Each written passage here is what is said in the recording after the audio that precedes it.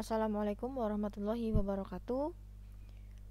Kali ini saya akan melanjutkan pembahasan untuk materi di chapter 3 atau bab 3, yakni penilaian surat berharga jangka panjang. Tapi kali ini, kalau kemarin sudah kita bahas untuk obligasi baik yang perpetual bond maupun yang maturity bond, sekarang kita masuk ke penilaian untuk saham. Nah, saham kemarin ada dua jenis, ada saham preference yang tidak memiliki jatuh tempo, dan satu lagi adalah common stock atau saham biasa. Saham biasa itu ada yang memiliki jatuh tempo atau dengan kata lain dipegang untuk selamanya.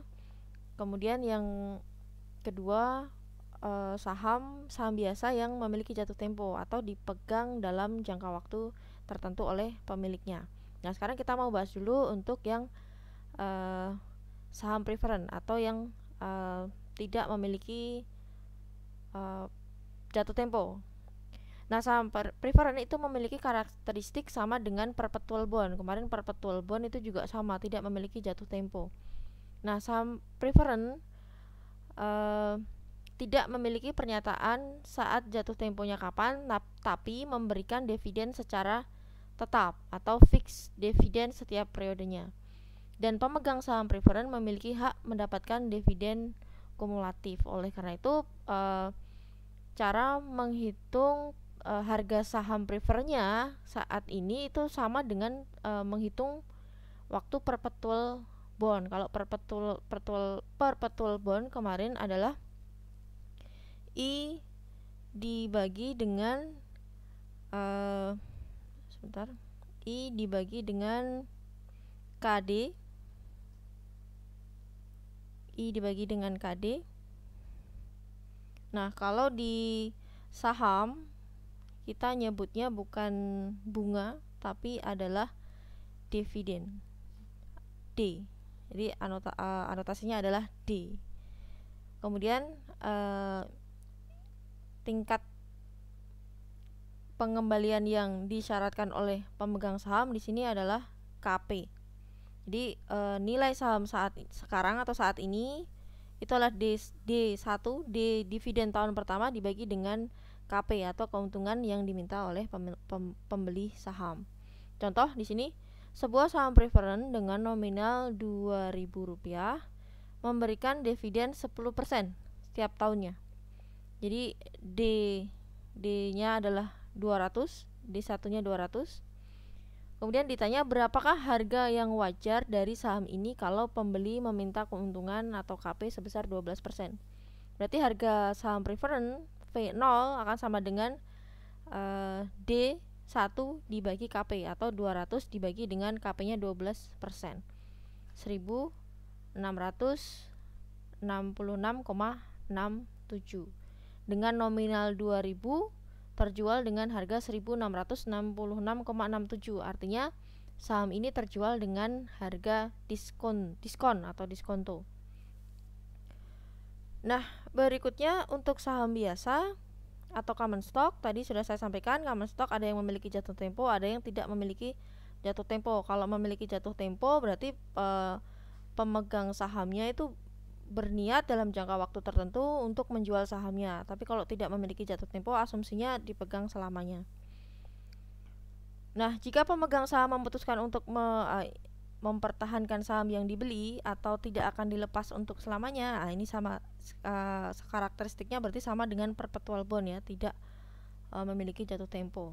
Sehingga untuk menghitung harga wajar saham tersebut sama juga menggunakan rumus perpetual bond tapi dengan simbol yang berbeda, sama kayak preference tadi ya.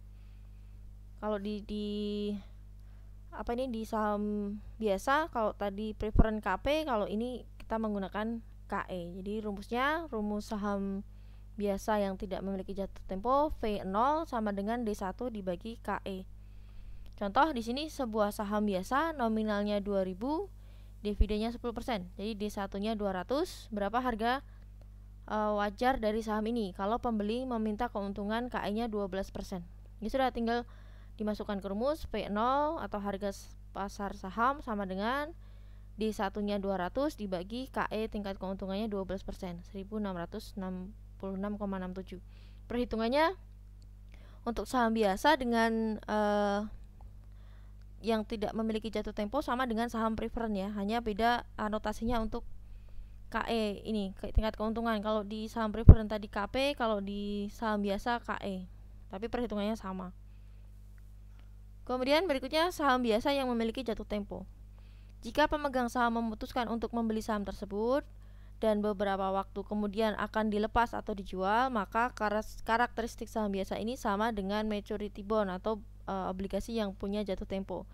Sehingga untuk menghitung harga yang wajar dari saham biasa ini atau V0 juga menggunakan logika perhitungan untuk kasus yang maturity bond. Contoh, saham biasa dengan nominal 2000 memberikan dividen 10%. D1-nya berarti 200 ya. 10% kalikan 2000. Nah, saham biasa tersebut 3 tahun kemudian akan dijual kembali dengan perkiraan harga pasar saat itu atau V3 adalah 2100. Jadi harga saat nanti dijual setelah 3 tahun itu adalah 2100. Berapakah harga yang wajar dari saham ini kalau pembeli meminta keuntungan sebesar 12%? Jadi yang pertama, kalau ada jatuh tempo sama kayak yang obligasi, present value dari bunga kalau obligasi ditambah present value dari pelunasan. Nah, kalau di sini berarti kalau di saham biasa berarti present value dari seluruh dividen yang diterima selama 3 tahun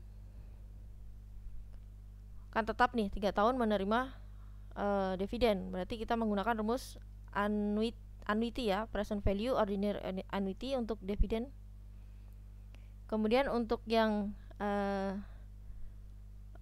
ini harga pasar saat itu V3 tahun ketiga ini kita present value kan dengan single PV single. Nilai sahamnya berarti penjumlahan dari present value dividen dengan present value harga saham di tahun ketiga. Jadi kalau PV dividen itu di present value kan sama dengan arus kasnya setiap dividen itu adalah 200. Kemudian di kalikan 1 minus 1 per 1 plus 12% pangkat 3 dibagi 12%, ketemu 480,37. Kemudian present value yang single, kita menggunakan rumus yang single, tinggal 2100 harga saham di tahun ketiga dibagi 1 plus I pangkat 3 karena tahun ketiga. Oke, jadi total nilai saham di tahun ke-0 harga sahamnya adalah 1975,11. Dengan nominal 2000 berarti sahamnya terjual dengan diskon. Berikutnya ada teori pertumbuhan atau growth. Jadi setiap perusahaan itu berupaya agar gimana caranya perusahaan itu mengalami pertumbuhan ke arah yang lebih baik. Kalau tingkat pertumbuhan ini nanti juga akan mempengaruhi nilai perusahaan. Contoh, kalau tingkat pertumbuhan setiap tahun selalu sama, maka rumusnya menjadi kita pakai rumus V sama dengan D1 dibagi dalam kurung KE minus G. G-nya adalah growth, KE-nya adalah tingkat keuntungan yang diinginkan pemegang saham, D1 jadi dividen tahun pertama. Misal dividen tahun pertama 500, KE 12% dan growth 3%, maka harga sahamnya tinggal kita masukkan rumus. V sama dengan 500 dividen tahun pertama dibagi dengan KE dikurangi ini tadi growth. Jadi harga sahamnya adalah 5.555,6. Itu kalau setiap tahun tingkat pertumbuhannya selalu sama. Nah, sekarang ada contoh. Contoh berikutnya, kalau D0-nya 2, D0-nya 2 rupiah, kemudian tingkat return yang diminta pemegang saham 14%, kemudian tingkat pertumbuhan dividen 5 tahun pertama itu 10%, tahun ke-6 dan seterusnya konstan 6%, berapa nilai saham tersebut? Nah, ini ada beberapa step. Kalau seperti ini, stepnya yang pertama kita hitung dulu present value dari dividen yang akan kita terima selama 5 tahun dengan growth setiap tahun 10% di 5 tahun pertama. Ini tahap pertama. Nah, tadi D0-nya atau dividen tahun ke-0-nya itu adalah 2. Berarti tahun pertama dividennya akan tumbuh 10% tadi. 5 tahun pertama tadi tumbuhnya 10%, berarti 2 saya kalikan 1, ini adalah pakai tingkat bunga majemuk ya. 2 kalikan 1 plus 10% pangkat 1. Ini adalah bunga di tahun pertama karena tadi naik 10% atau sama dengan 2,2. Kemudian tahun ini setelah kita hitung dividennya, kemudian berikutnya kita hitung present value dari dividen tahun pertama ini. Tinggal 2,2 saya kalikan 1 per 1 plus 14% pangkat 1 karena tahun pertama, nanti hasilnya 1,93. Begitu juga untuk tahun kedua. Tahun kedua itu bisa dihitung dari dividennya 2,2 kalikan 1,1 atau pakai rumus yang tingkat bunga majemuk. 2 kalikan 1,1 pangkat 2, nanti hasilnya sama. Oke, dividen yang tahun kedua ini juga kita present value kan. Hasilnya 1,86, ini PP dengan faktor bunga 14%. 2,42 dikali 1 per 1 plus 14% pangkat 2 dan seterusnya sampai tahun ke-5. Nah, jumlah dari present value ini ketemulah nilai sekarang dari dividen selama 5 tahun. Kemudian tahap berikutnya kita hitung untuk tahun nilai sekarang dari saham di tahun ke-5. Nah, mulai tahun ke-6 itu dividennya tumbuh growth-nya 6%. Sehingga kita hitung dulu dividen pada akhir tahun ke-6 karena rumusnya adalah D1, berarti dividen tahun ke-6 sama dengan dividen tahun ke-5. Saya kalikan 1, growth-nya tahun ke-6 6%, berarti 1 plus 6% pangkat 1. Jadi dividen tahun ke-6 adalah 3,41. Jadi nilai saham pada akhir tahun ke-5, karena tahun ke-6 dan seterusnya itu growth-nya konstan, maka kita pakai rumus yang ini tadi. D1 dibagi KE minus G. Jadi D1-nya di tahun ke-5 itu adalah D6. D6-nya tadi adalah sudah kita hitung 3,41 dibagi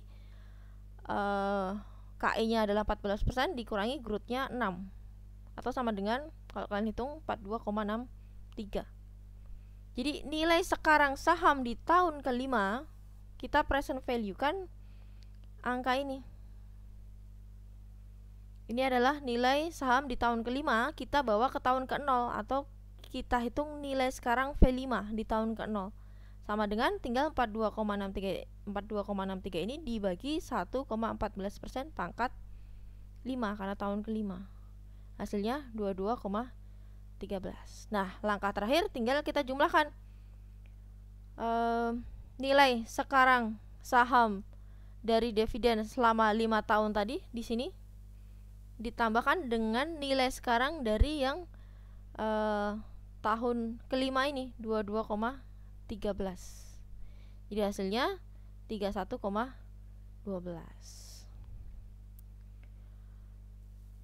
Oke, itu untuk perhitungan saham, untuk perhitungan harga saham. Oke, terima kasih. Assalamualaikum warahmatullahi wabarakatuh.